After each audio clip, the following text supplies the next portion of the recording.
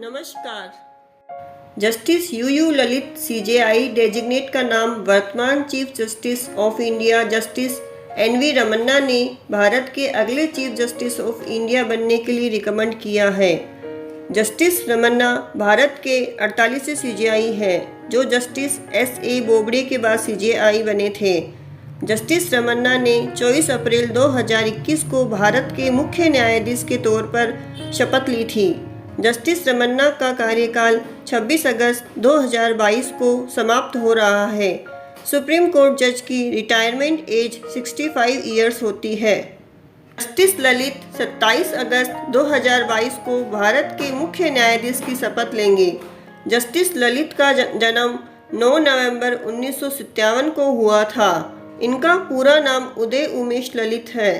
Justice Lalit के पिता भी दिल्ली हाई कोर्ट के जज रह चुके हैं और अपने रिटायरमेंट के बाद सुप्रीम कोर्ट के सीनियर अधिवक्ता रह चुके हैं।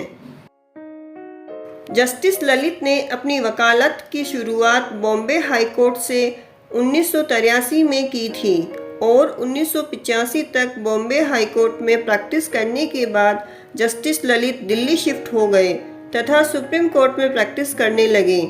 जस्टिस ललित ने solicitor general of India Soli Sorabjee के साथ काम किया था। अप्रैल 2004 में जस्टिस ललित को सीनियर एडवोकेट डेजिग्नेट किया गया था।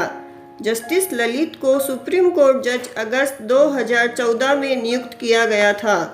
जस्टिस ललित 2014 में जब सुप्रीम कोर्ट के जज बने, उस समय भारत के मुख्य न्यायाधीश रिटायर्ड जस्टिस आर.एम. लोढ़ा थे।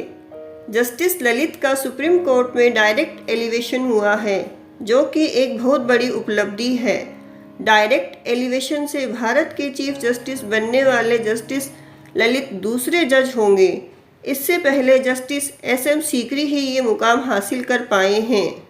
जस्टिस ललित 74 डेज के लिए भारत के मुख्य न्यायाधीश बनेंगे।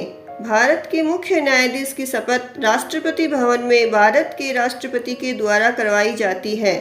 महामहिम श्रीमती द्रौपदी मुर्मू जस्टिस ललित को भारत के 49th chief justice of India की शपथ दिलाएगी। जस्टिस ललित की डेट ऑफ रिटायरमेंट 8 नवंबर 2022 है।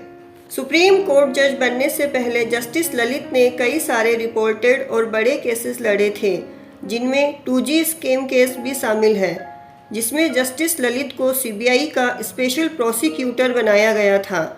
जस्टिस ललित ने क्रिमिनल साइड की वकालत में बहुत सारे रिपोर्टेड केसेस लड़े हैं, जिसमें पॉलिटिशियन और एक्टर शामिल हैं।